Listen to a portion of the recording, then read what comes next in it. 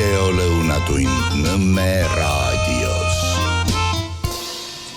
Ja tere maailm, ongi lõunatund Nõmme raadios ja siin me oleme tänu teile, kes te toetate Nõmme raadio tegevust.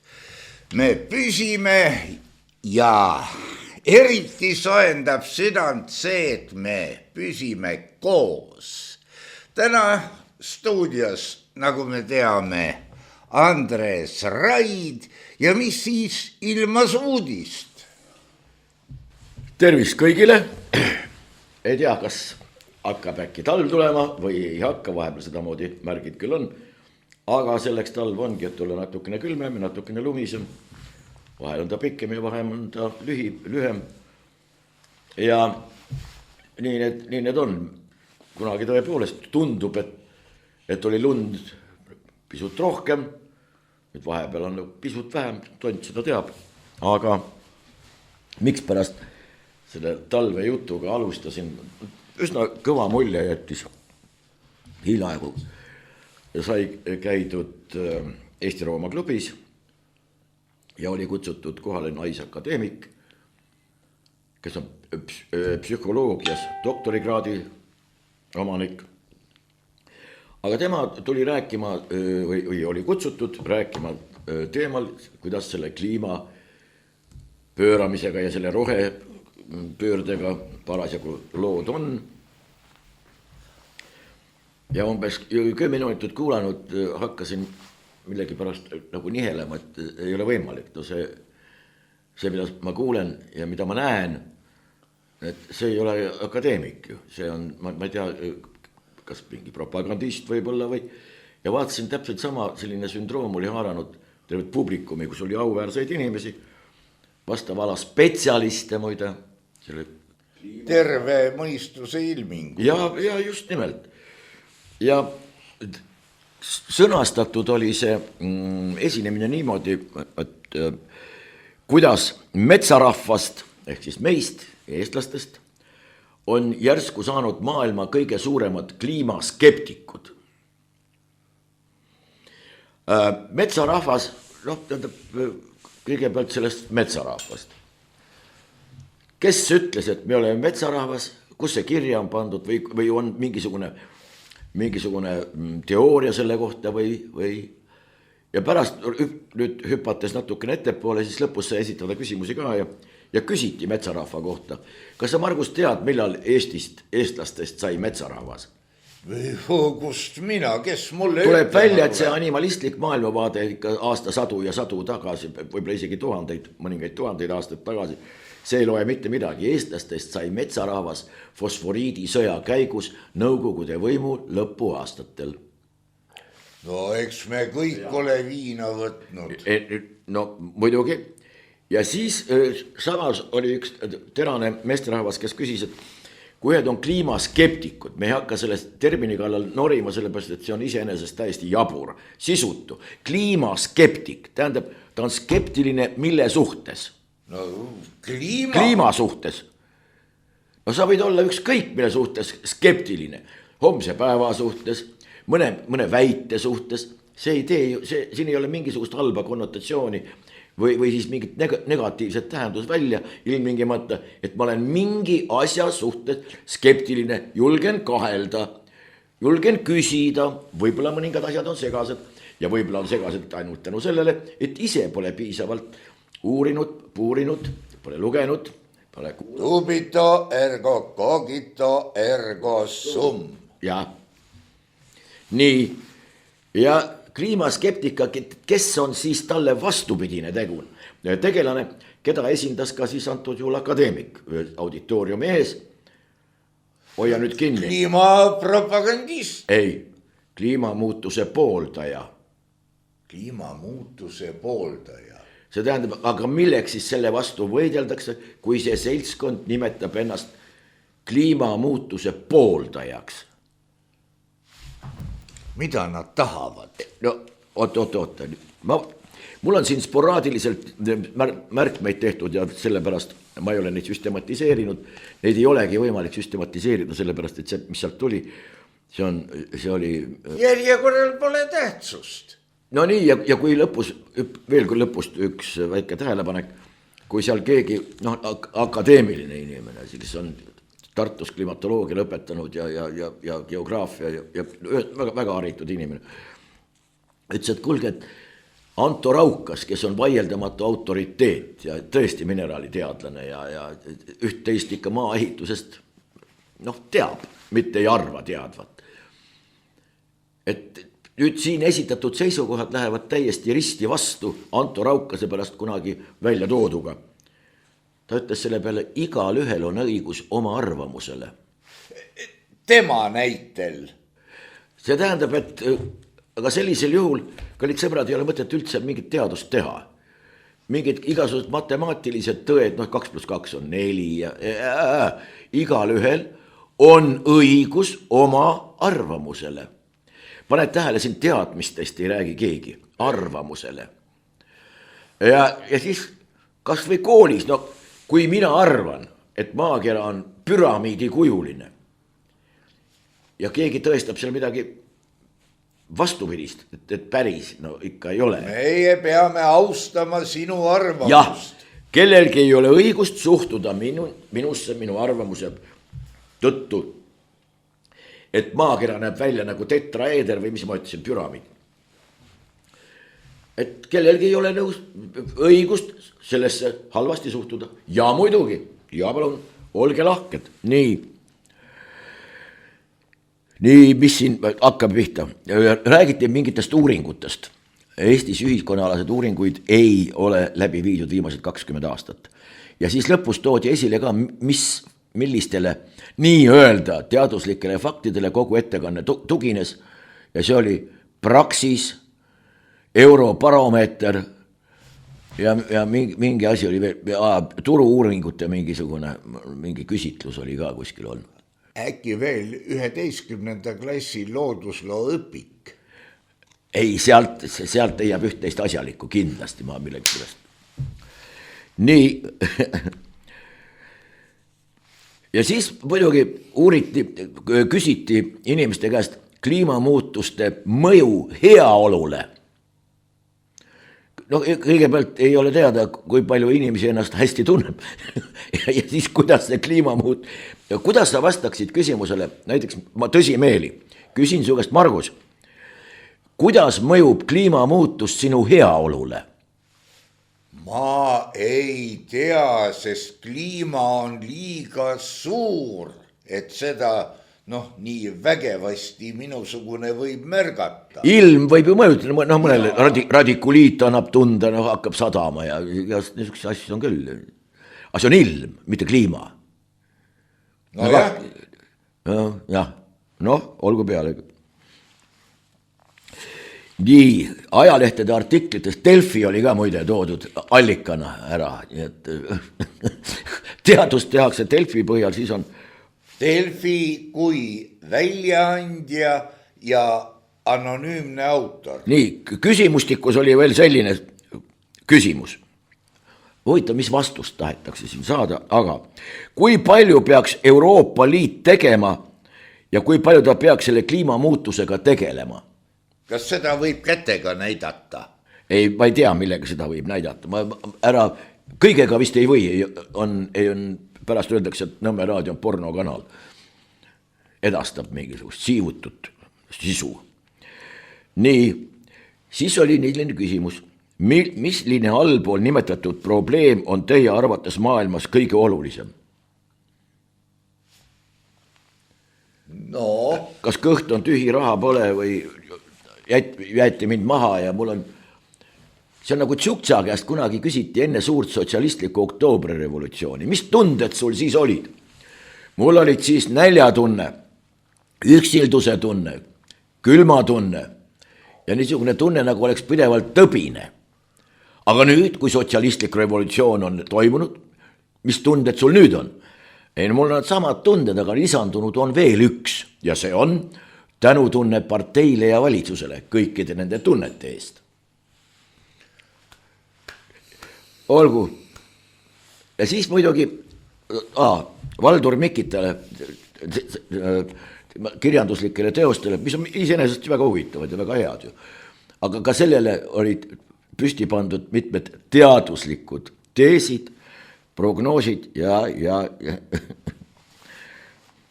nii, ja siin on selline lause. Inimkäitumisest informeeritud tööriistakasti loomine rohepöörde elluviimiseks. Inimkäitumisest informeeritud tööriistakasti loomine rohepöörde elluviimiseks. Kas see on veel mõnes väärtusruumis? Ei, kindlasti, loomulikult. See väärtusruum on roheline. Keskkonna mõiste muide jäigi lahti kirjutamata. No ei jõudnud küsida keskkond teadupärast. Me tuletame siin kuulajatele, vaatajatele meelde, et tegelikult me seda teame, aga lihtsalt kui kogu aeg keskkonnast räägitakse, keskkond ei ole ainult see looduskeskkond, mis meie ümber on. Lepad, kased, puud ja siis ka vihm ja kõik see muu. See on looduskeskkond.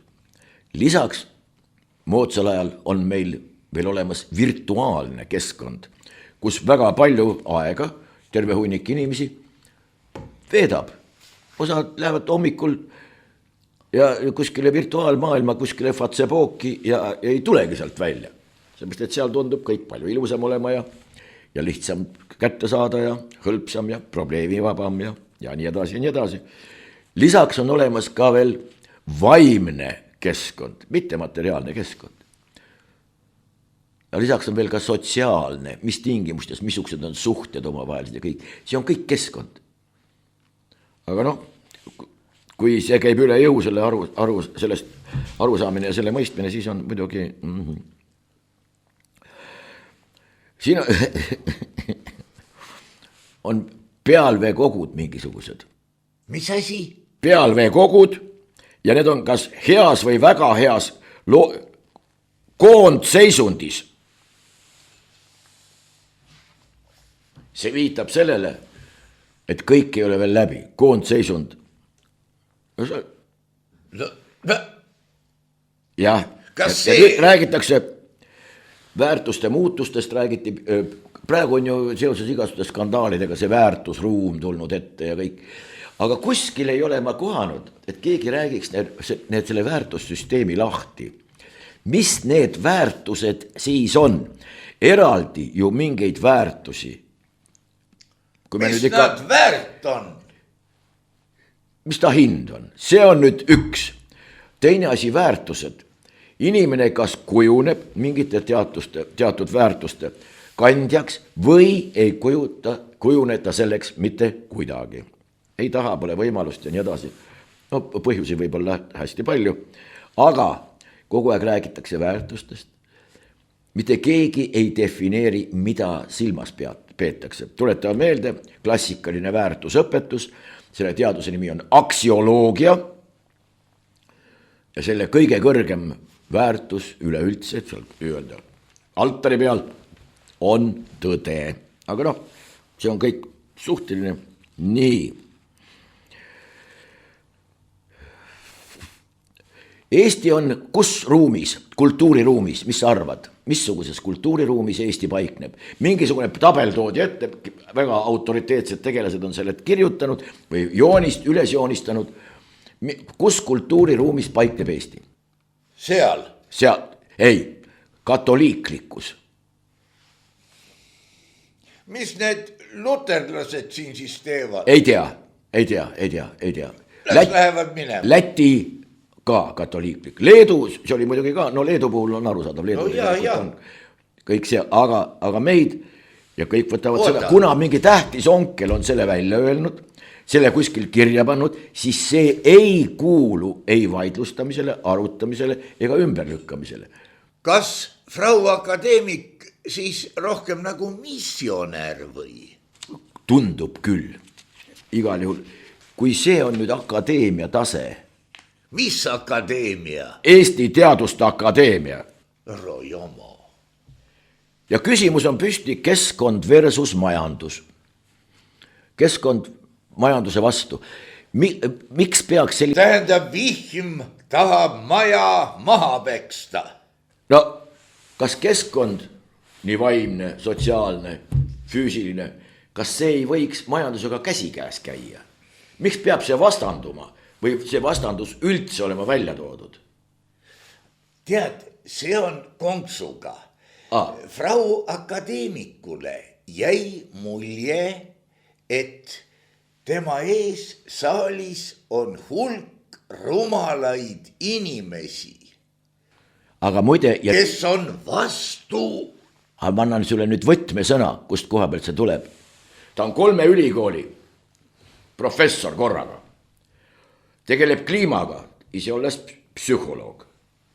Ja küll psühholoogiline aspekt on siin kahtlemata olemas, kuidas seda vastu võetakse, kuidas seda... Psühholoog, mitte psühhiaater. Ei, psühholoog. Ja. Ja nüüd tuleb ära. Kibe tõde, praegu tsiteerin, kibe tõde nõuab ohvreid, loomulikult olid kõik skeemid, mida tahvli peale või seina peale näidati, need kõik inglisekeelsed loomulikult. Kibe tõde nõuab ohvreid. Anna praegu oma panus ära, muidu läheb asi keema. Painful sacrifice ehk siis valurikas ohver. Kõik tuleb ära anda selle nimel, et ei tuleks kliimapööret või tähendab ei, Hakka piinlema juba täna. Ja siis ma ei lastud küsida. No ta aga seal oli heaolu mõõtmisest käis jutt. Inimeste heaolu mõõtmisest. Kliimamuutuste tingimustes. Kui midagi mõõdetakse. No niimoodi. Siis peab olema mingisugune ekvivalent. Kas kilogramm või meeter või gramm või millimeeter. No mingi ühik, milles midagi mõõdetakse. Ma küsisin, mis ühikutes mõõdetakse seda heaolu. Öelda, ei, see läheb juba teravaks. Ei, seda ei ole vaja. Ärme muutu detail. No võib-olla siis orgasmiliste hoiete sageduses ja tugevuses. Või? Küsimusi tekitas siin kogu see keeleline baas oli üsna raskesti seeditav, sellepärast juba, et... No ta ju tõlkis inglishist. No ei tea, sellepärast, et... ei tea, jah. Asjad, ma ei usu, et inglise keeles nii päris jaburaid asju on. Aga võib-olla on ka, ei hakka vaidlema. Aga nüüd oli siis lõppkokkuvõttes, mida meile öeldi, et ole vait, anna kõik ära, muidu läheb kõik keema. Anna ära piinarikkalt. Ja kui midagi on teistmoodi tegelikult, siis igal ühel on oma õigus oma arvamusele. Vaata, siin on üks põhimõte. No ei ole, kui sinul ei ole. Teaduses loeb teadmine millegi kohta. No mul on ka siuke. On olemas teaduslik fakt, mis on teaduslikult tõestatud. Ja oma arvamusega siia vehkima tulla, ma ei tea, kas on kõige õigem või ei ole kõige õigem. Seal oli muide üks niisugune, ma küsisin ka jälle, mind huvitas see lingvistiline ehk siis keeleline aspekt kõige rohkem, räägiti subjektiivsest heaolust. Ma küsisin selle peale, et kas on olemas ka objektiivne heaolu. Subjektiivne heaolu, see saabki ainult subjektiivne olla. Kuidas sa ennast tunned? Ta selgitas, saab olla ka objektiivne heaolu. Näiteks, kui Margus Lepal on väga hea palk, siis ma tean, et tal on hea olla. Tähendab, minu objektiivne heaolu on tema silmis. Jah. Ka see on subjektiivne tegelikult. Aga olgu peale, ka see käib võib-olla. No see on, kui minu hea palk on suurem kui tema oma, siis kurat, see on kadedus. Ja ta küsisime, ta rääkis meie vormis ja küsiti ka seal, et kes see meie on, kes see grupp või see aktivistide grupp on, kes kõike seda toodab. Sellele küsimusele vastust ei saanudki. Aga meie, see on mina ja mind saatvad teised ametlikud isikud. Osa neist kuulab saalis pealt ja teeb märkmeid. no mina olin üks nendest, aga ma ei olnud kaugeltki ainukene, aga igal juhul inimesed vangutasid peaga ja olgu pealegi. Midagi, võtame nüüd midagi, mida meile teada antakse ja... Kuule, see juba oli jube küll. Ei no, Ardo Hansson ütleb meile. Eesti majanduse kindlustundel on nokk püsti. Kaua vindunud majanduse kindlustunne on muutunud, mitmes võtmesektoris tuju paraneb. Vaat siin on nüüd see subjektiivne ja objektiivne heaolu. Nii, majanduse kindlustunne, mis asi on Eesti majandus, kuidas ta ennast tunneb, see kindlustunne? Vaata, see on üks suur saladus. Aa. See on ghost. Ta on peaministri majandusnõunik, aga mida ta saaks teistmoodi öelda, olles peaministri majandusnõunik? Kas sa kujutad ette, et peaministri majandusnõunik ütleb midagi taolist, et majanduses toimuv ei ole praegu, ei saa rahuldavaks pidada, mitmel pool on see. Tegemata on see ja see. Näete, aga siin on meil väga hästi õnnestunud tänu sellele, et võt see ja see. Vot siin on mingisugused protsessid, millele me ei saa midagi parata, see on dikteeritud meile näiteks kas või selle samase kliima poolt või siis mingite maailmaorganisatsioonide poolt, millele me oleme mingisugused allkirjad andnud, aga sellist ei ole. Aga nüüd see on nagu partei 22. kongressil. Viimastel aastatel on Eesti ettevõtjate ja tarbijate kindlustunde näitaja, kindlustunde näitaja, püsinud väike, hoolimata sellest, et paljud kõvad statistilised näitajad nagu töötlevad tööstuse toodang, eksport, jaekaubanduse müügimaht ja registreeritud tööpuudus on viimase aasta jooksul selgesti paranenud. Eksport, meil ei tehta ekspordi ja reekspordi vahet. Meil kardetavasti ei ole eksporti. Jah, võta siin see lugu ongi. Ja edasi, nüüd on aga järjest rohkem märke, et ka majanduskeskkonna meeleolu tõuseb taas. Oktoobri lõpus avaldas Euroopa Komisjon 6 kindlustunde indikaatori värsked andmed. Kõik paranesid võrreldes eelmise aasta oktoobriga. Mõni näitaja jõudis isegi viimase aastate kõrgeimale tasemele. Kindlustunde indikaator. Sul ei ole mingit seijerit külge pandud või mingit kiipi, mis saadab andmed kuskile mingisuguse baasi ja ütleb, Lepa tunneb ennast täna kehvemini. Aga täna hommikul tunneb Lepa ennast hoopis paremini. See on tänu valitsuse, partei ja kõikide teiste vastutavate isikute isiklik panus Lepa enesetunde parandamiseks. Aga võib-olla ta õõnestab peaministri jalgealust, et järgmise peaministriga samas ametis olla. Võib-olla. No, aga jah, kliimaseadus jõuab üllatuslikult juba sel nädalal valitsuskabinetti. Kliimaseadus. Ja nüüd me otsustame lõppude lõpuks ära, milline see kliima peab olema. Sul on selle kohta oma arvamus ka olemas või nägemus. Milline meie kliima võiks nüüd olla? No, et indikaatorid oleksid elus ja ma ei tea, näitaja. Me ei saa homse ilmaga kuidagi moodi maha, selles mõttes, et me ei saa teda ette ennustatud. Aga nüüd me pöörame terve maakera kliima siit oma kliimaseadusega. No võib-olla ongi see homne ilm raskesti ennustatav, sest me ei ole kliimat paika pannud. Olgu, ootame nüüd pingsalt seda. Kui kliima on konstant, on homne ilm teada. Väga õige, just, nii ütlemegi ja selle paneme seadusesse. Halliki Kreinin ja Frederik Landberg räägivad New Yorgi uus ajastu, kommunism, džihaad või tasuta bussid. Ja kuula nüüd spetsialistid, kes nad on, ma ei teagi, kes nad on, ühesõnaga kõik. 34-aastane Zohran Mamdani kirjutavad niimoodi.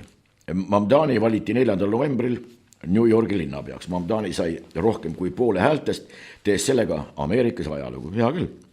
Hoolimata edust rahva seas võib meediakajastustest jääda mulje, et võimule sai mingite hullude ideedega vasakradikaal, kirjutavad Halliki Kreinin ja Frederik Landberg.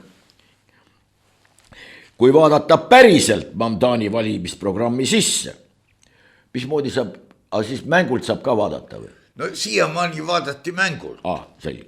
Tee selgi. Siis selgub, et Euroopa mõistes on tegemist suhteliselt tavapäraste sotsiaaldemokraatlike lubadustega.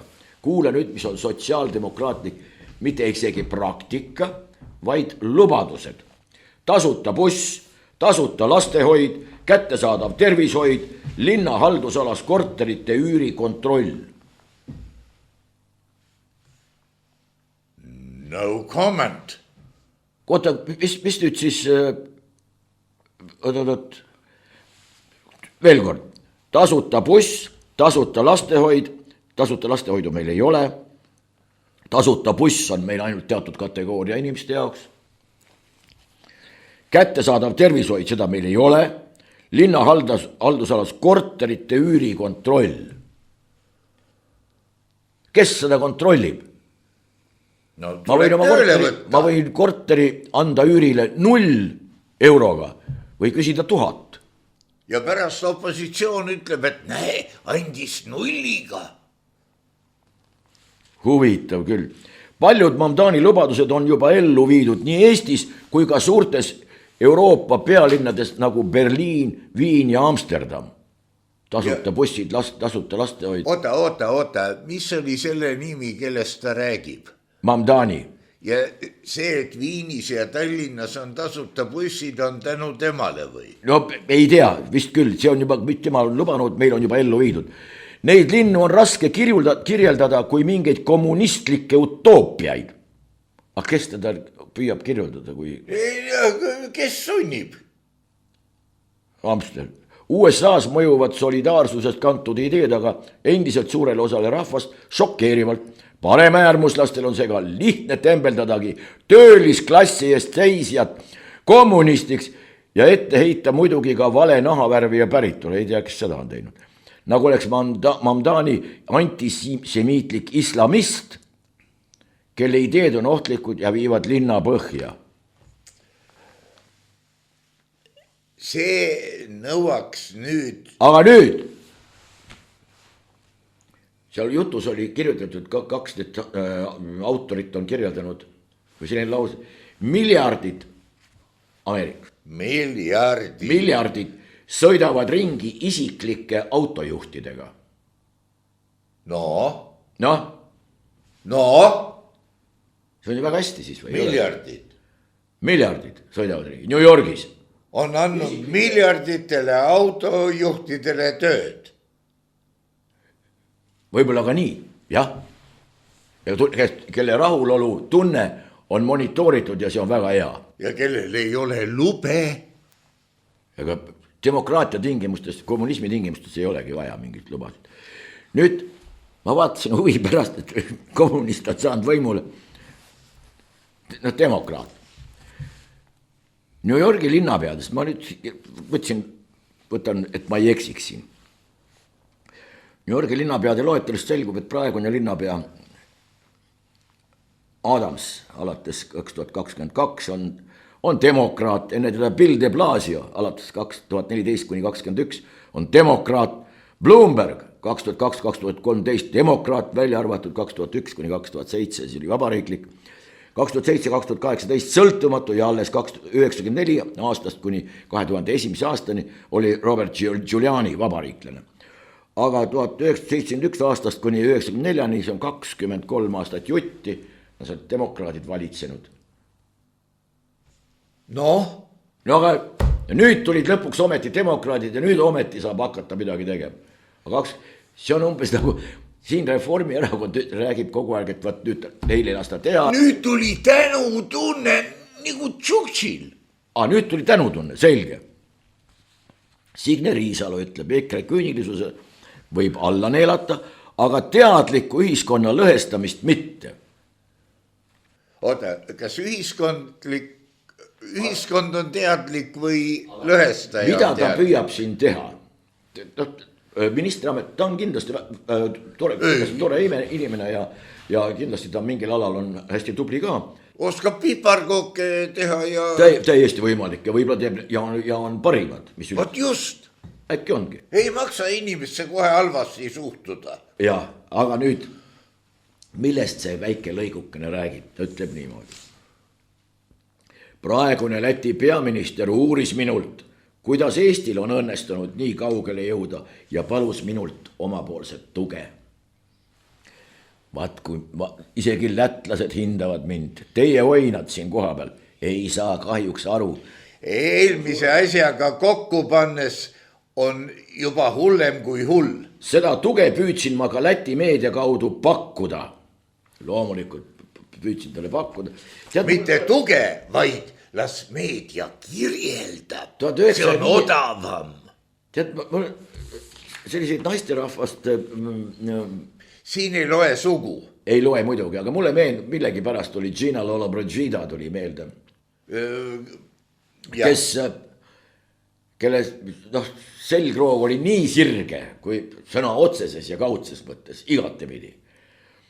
Kui tol ajal 52. või 50. alguses maailma tol ajal kõige suuremaid produtsente pakkus talle miljoneid ja miljoneid mingisuguse rolli eest, Lollobrigida ütles, et ei kõlba talle see.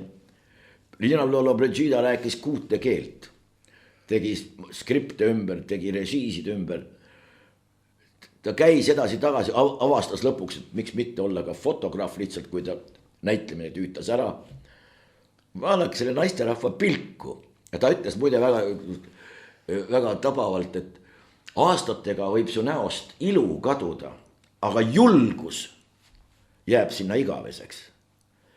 Võt oli naisterahvas, ei olnud tal mingisuguseid MTÜ-sid vaja, kes ta eest seisaksid, vaid oli isiksus. Inimisiksus. Tal ei olnud vaja mitte kuskil, mitte kellelegi rääkida, et oi küll ma olen kihvt ja oi nüüd tuli Sophie Loren ja küsis ka minu käest nõu ja ma siis talle seda andsin ka suuremeelselt. Ei mitte midagi taolist. Inimestel oli väärikus, küsi kellegi käest, mida tähendab sõna väärikus. Aga olgu peab. See on väärtusruumiga seotud. Ja. No vot, nii, aga läheme edasi. Ukrainast on meil hästi palju juttu olnud. Ja muide, tuleb öelda, Postimees on ka ikkagi, kuidagi püsib ikka täiesti ajalehe tasemel. Seal on kajastatud ka Ukrainas toimunud skandaal, erinevalt muide teistest väljaannetest suurematest, ma pean siin Delfit ja neid silmas, need ei kirjuta nendest asjadest, seal ei kirjutata praktiliselt mitte midagi. Ja, aga olgu, nüüd Tiina Kõresoo kirjutab. Eesti inimesed vajavad toiduharidust. Kas sa tunned, et sa seda vajad? Ja nüüd, sellest pole midagi halba, aga eestlased lihtsalt ei tea toidust mitte midagi. Mida nad söövad siis? Ei tea. Nad ei tea sellest mitte midagi. Nad ei tea, mida nad söövad. Nii meil öeldakse. Nii. Ei no kui mõelda selle peale, et sina rääkisid, et vanal hallil ajal pudru ja ainult pudru, no siis võib-olla ei tahetudki teistest asjadest teada. Aga see oli siis. Jah, aga nüüd, no igal juhul selline seisukoht on. Nüüd loen sulle ühe teksti. Kallid kuulajad, vaatajad teile ka loomulikult. Riikliku liikuvuse ja transpordipoliitika tulevikku viseeriv arengukava sai templi alla 2021. aastal, kui rahvale lubati transpordi pikka vaadet ja sellega kaasnevaid mugavaid, ohutuid, rohelisi ja kiireid ühendusi. Lisaks saab dokument kamaluga väga erinevaid eesmärke, alates transpordisektori heite vähendamisest kuni laevade riigilipu alla tagasi toomiseni ja kõikide kruusateede asfalteerimiseni. Kõigi eesmärkide saavutamise maksumuseks hinnati massiivset 12,5 miljardit eurot. Tead, mulle nendest rahadest, mul oli seoses ühe teise asjaga. Kas sulle ütleb midagi selline firma Starship Technology? Ei, mitte midagi. Siis ma juba, et kallistaber, harin kõiki, ka neid, kes ei tea Starshipist mitte midagi. Starship on nimelt see käru, mis sõidab mööda kõnniteed ja toob inimestele toidu kohale. Sa oled näinud niisugune valge kast rattatall.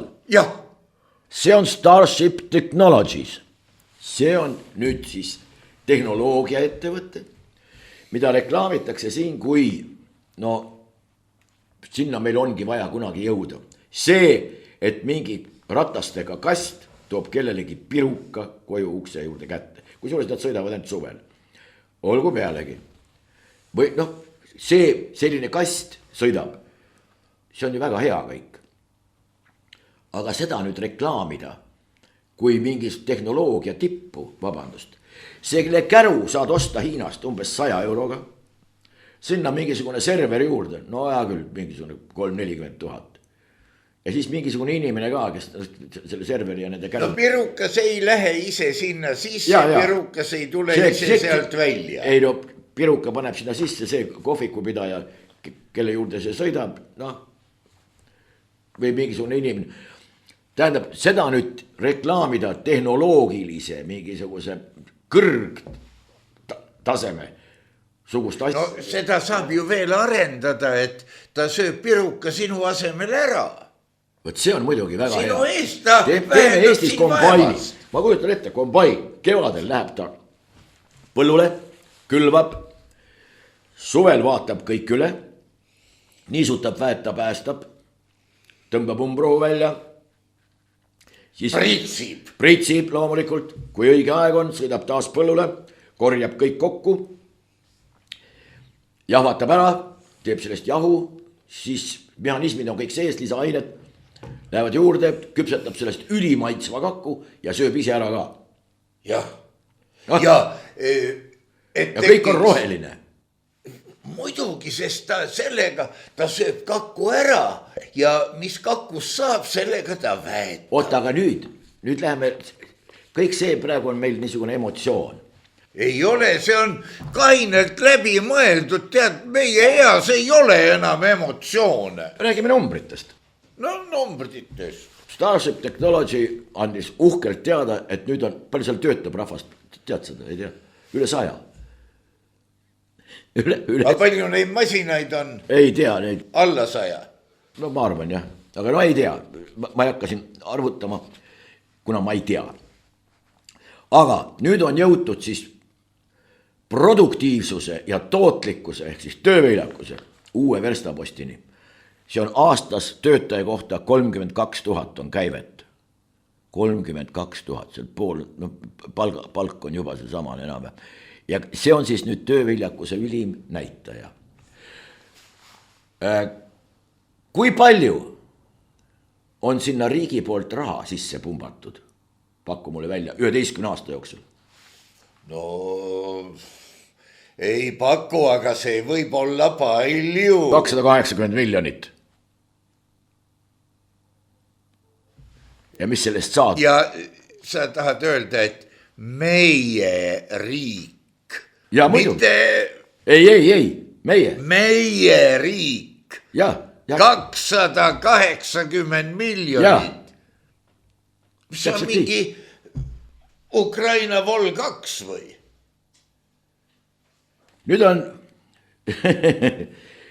selline mulje jääb, et kogu selle asja taga on mingisugune poliitiliselt engažeeritud seltskond, jälle andke jälle 50 miljonit.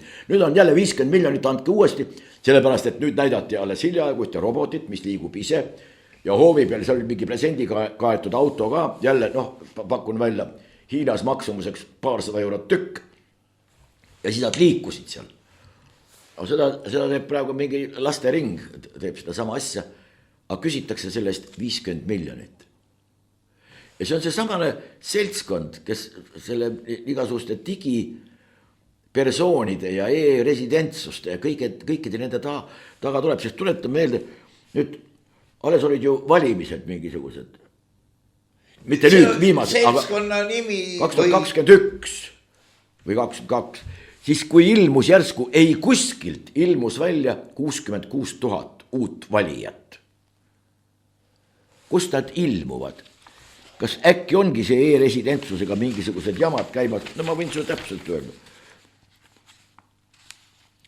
näiteks praegu jälle riiklik raha, andke 7,6 miljonit või 6,7, vahet ei ole, andke jälle mingisugused miljonid. Hindu on eesotsas, tahab hakata tegema e-metanooli ja kõik on juba hästi. Ja nüüd äriregistrisse, kerge pilk ainult. Hindu isikukood on, nagu ta oleks sündinud 1956, 2. mai. Hindu ise väidab, et ta on sündinud 1. detsember 1955. Aga see tähendab, et isiku... Enne oli teine hindu. Palju neid siis on? Mitu? Miljardi... Kas siit tulevad äkki ka need valijad, kes kuskilt välja järsku ilmuvad? E-valijad või E-numbrid? Ma ei väida... See on kauba vastu siis. Aga laias laastus, nüüd tuleme siia, millest me alustasime täna ka tagasi. Kui riiklikud subsiidiumid igasugustele nii-öelda teadusasutustele ja tehnoloogia ettevõtetele on sellised, mida ei suudeta formuleerida. See tähendab näiteks Margus Lepa on tootmiskoondis Flightpauk Idu direktor ja nõuab riigilt 10 miljonit. Sest mul on idu. Sul on idu. Ja nüüd tuleb riik, oskab su käest küsida, nii, mida sa sellega teed? Aha, nii, mis sellest tõusma peaks? Aha, saad 10 miljonit. Riik oskab küsida, oskab analüüsida ja muide, ja siis kui sa selle endale tuuri paned, siis tuleb ja ütleb, et nii Margus Lepa, kus 10 miljonit on. Sa pidid tegema selle, kus see on. Ja siis sa esitad mööda seina roniva mingisuguse sitika ja ütled, et see on tehnoloogia tulevik. Et andke 5 miljonit veel, siis läheb, tuleb suurem. 2 korrus kõrgemale. Ja, et läheb Päästeametisse tööle, see on tohutu perspektiiviga. Mööda maja seina üles roniv, see näiteks voolik. Või mõtled midagi veel. Ja kui sa sellega hakkama ei saa, siis tuleb anna 10 miljonit tagasi. Seniks pandid ära oma pluuse ja tagavara prillid. Kui riik ei ole suuteline, riigi esindajad, ma mõtlen valitsusest ja ametitest, ei ole suutelised küsima, ei ole suutelised hindama, analüüsima, mida see endaga kaasa toob, missugused on ootused ja mis sellega kõigega kaasneb. Siis jääbki mulje, et tegemist on algusest lõpuni puhta omadele rahapesuga ja ongi kõik ja punkt. Aga siin saab ju vaadata, kelle allkirjaga raha anti. Kas nad teadsid, mida see raha põhjustab? Võt hakkab tulema. Nii et nii käivad asjad meil. Ja siis küsitakse, et huvitav küll. Aga senikaua, kuni ei õpita ise aru saama, see tähendab tegelikult, et see ametnikkonna kvaliteet on alla igasugust arvestust.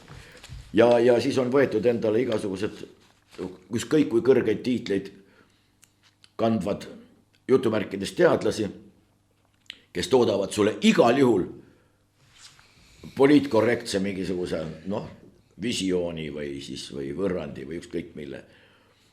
Paraku tundub. Vaata, teadusega on ju ka niimoodi, et meil on küll eelretsenseeritud teadusajakirjad, aga kui näiteks mingisugune Snickersi analüüs on tehtud niisuguse teadlaste grupi töö tulemusel, keda rahastab Snickers. Jah, nii ongi. Kuule, aga nüüd ma ei taha mitte midagi kellegi kohta halba öelda. Mina ka ei taha. Nii, jääb ära. Limp Bizkiti Tallinna kontsert tühistati. Limp Bizkit ei ole minu maitse ja ma ei tea üldse, mis see on. Limp Bizkit on üks ansambel. Pop-punt, Aga ta on maailma kuulus, vaieldamatult, tal on meeletu. Poisid on pilli harjutanud. On. Kõvad poisid ja kellele meeldib ja väga maitse üle ei vaielda ja kindlasti väga paljudele meeldib. Aga see kontsert tühistati ära. Miks? Ja nüüd loen sulle ette. Kultuuriministeeriumi seisukoht on, et ei ole tolereeritav. Vastik sõna, miks ei... Me ei salli. Et Eestis esinevad inimesed, kes toetavad riiki, mille presidendi vastu on välja antud rahvusvaheline vähistamismäärus, teatas Rohtung Välisministeeriumist. See tähendab, Limp Bizkiti see solist või peamees, ta on öelnud midagi Vene kohta head, jätan usele. Nüüd veel kord, kui siin esinevad inimesed, kes toetavad riiki, mille presidendi vastu on välja antud rahvusvaheline vahistamismäärus. Sellest väärtuspõhisest hoiakust peaks lähtuma kõik korraldajad, kultuuritegelased, sportlased, ettevõtjad, tegelikult iga üks meist, lisas ta. Nüüd on, kuidas sa nüüd sellest aru saad? Tsahkna pilt oli alles hiljaaegu, kus ta on koos Iisraeli siinse saadikuga. Aga teadupärast on ka Iisrael ju riik, kus Netanyahu vastu on välja antud rahvusvaheline vahistamisorder. Mida nüüd teeb Riina Solman ja Eesti, Iisraeli sõprus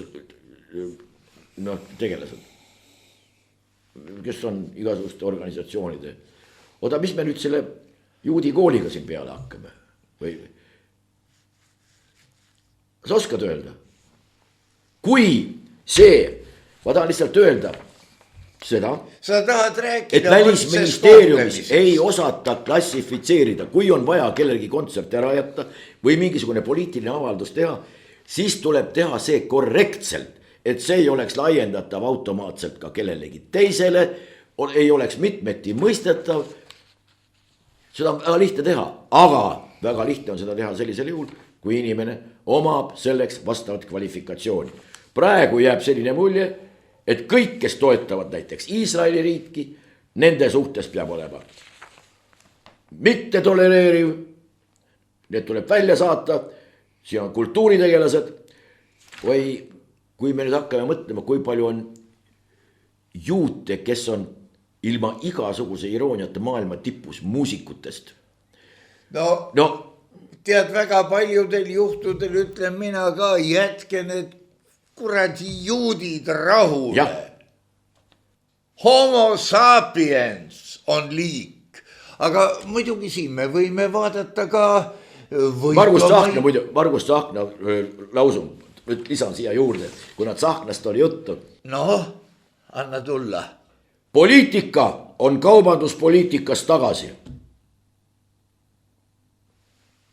Jah. Just business. Ei, poliitika on poliitikas tagasi. No jah, aga ta on kauplem.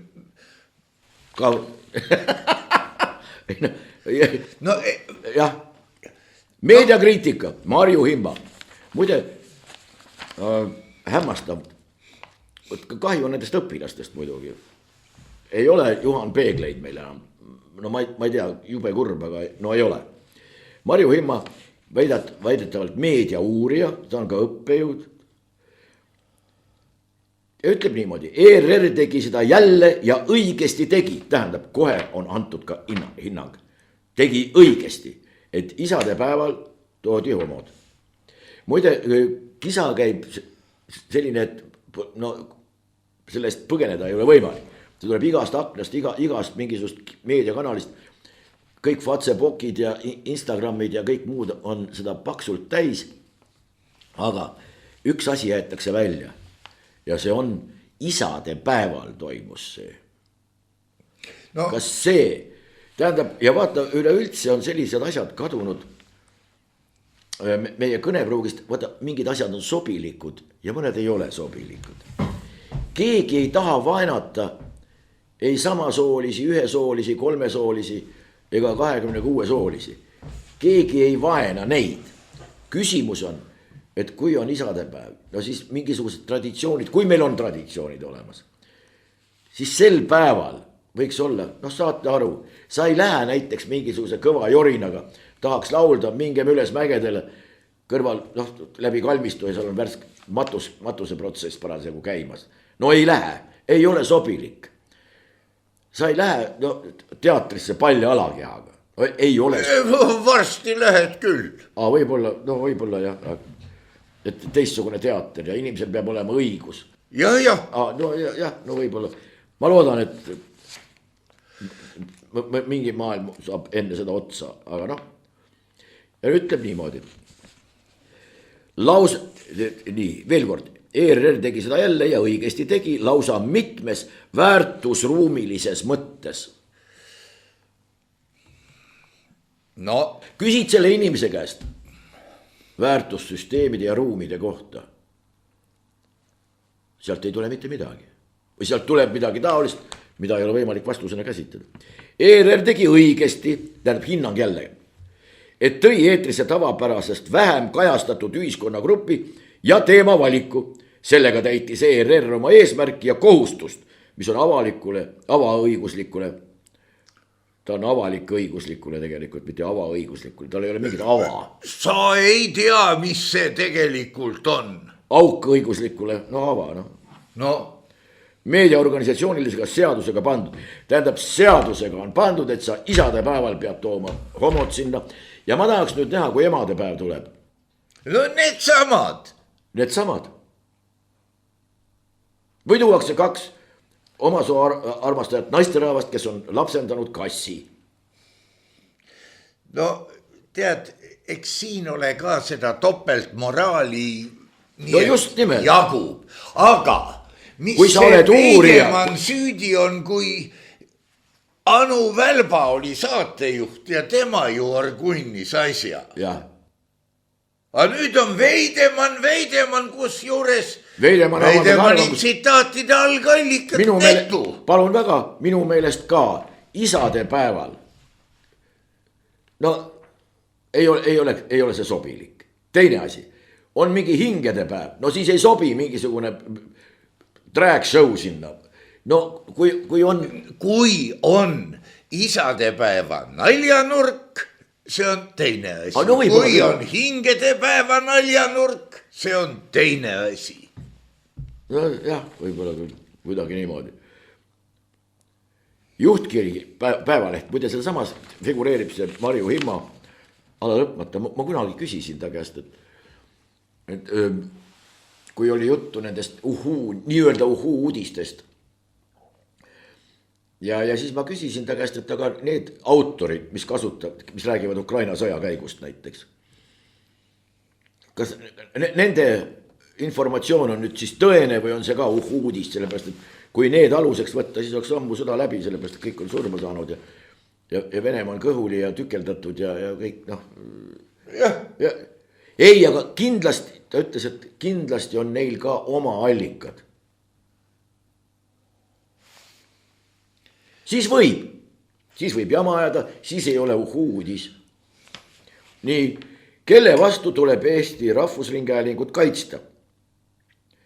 Rein Veidemann, olles Rahvusringhäälingu kõrgema juhtorgani esimees, ütleb, et lastega homopaar ei sobi meie väärtusruumi isadepäeval, et neid ei tohiks televiisoris näidata. Ta pole mitte kuskil öelnud. Vaat siin on jälle seesama, et omistatakse inimesele ütlus, mida ta mitte kuskil öelnud ei ole. Ta räägib isadepäeval, mitte seda, et neid ei tohi üldse näidata. Kas on vahe vahel või? No mingi väike vahe on. Vaata asi selles ka, et see isadepäev, mis see oli 1910 või millal hakati meie aladel seda natuke ära märkima. Ei, see oli 1910, ta tuli Ühendriikides mingis linnas, see alles algas 20. sajandil. No, meile jõudis ta mingi 20 aastat tagasi. Ja. Aktiivsemalt, aga väidetavalt, kurat temaga. Tead, isadepäev sai vist alguse sellest, et sõjaveteranist isa kasvatas üksi üles, ma ei tea, 10 last või umbes. Väga tubli. Ta tegi midagi vägevat, aga see on nagu meie riiklikud autasud alguses olid ka ju sõjaliste teenete eest. Praegu vaata ükskõik, tuleb õmmelda lisaülikond, kuhu need ordenid kõik ära mahuks ja ongi arusaamatu, mille eest neid ordeneid kogu aeg välja antaks. Kusjuures siin on üks naljakas lugu.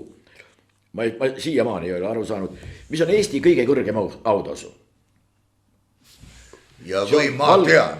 See on mingisugune valge risti, mingi kõige kõrgem teenete märk. Eesti Vabariigi kõige kõrgem aumärk ei ole mõeldud kohalikele inimestele, vaid see on mõeldud ainult väljamaalastele. Oma inimesed selleks ei kvalifitseeru, ainult välismaalastele. Jah, ja välismaalane tohib oma inimeste jaoks saada nagu pühakuks. Muide, eelmise Eesti Vabariigi ajal oli keelatud saada mingisuguseid aurahasid teise riigi käest, mis võis ju panna sõltuvusse.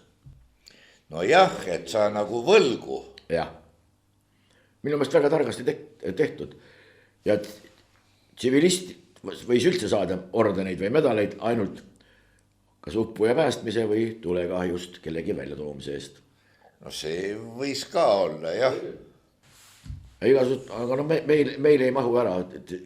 Teenete ristid, teenetuse ristid, isaduse, emaduse, lesbinduse, homonduse, kunstinduse, ei tea, no see nimekiri oleks ilmselt lõputu. Kogu aeg antakse. No jah. Ja mille eest? Eks see näitab, kui palju kangeid inimesi meil on. Mut kui, kurat, mõne peale peab küll keegi koputama, et ta üles leida üldse. Võib-olla küll, jah. No võt niimoodi. Aga hakkame kuidagi pidi siis otsi kokku tõmbama. Jaa. Ja olge tänatud kõik, kes te toetate meie tegevust. Tänu teile, me püsime ja tänu teile me usume siin kas või täna Andresega, et meil on siiski tegemist ühiskonnaga. Muidugi. Ühiselt elavate inimestega. Olge tänatud toetuse eest ja meie püha sõda läheb loomulikult edasi.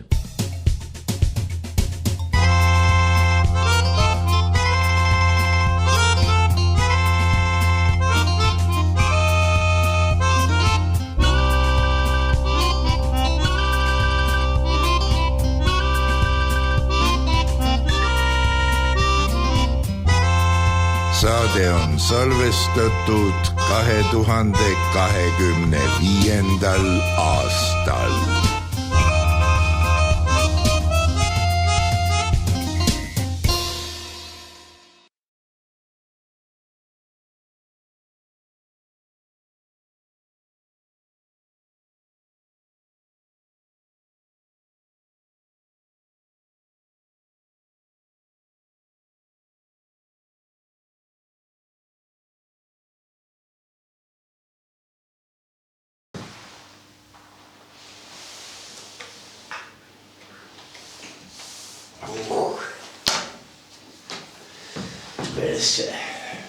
Nüüd või kõva laksu üles, et ega väga äkki ei saa tõusta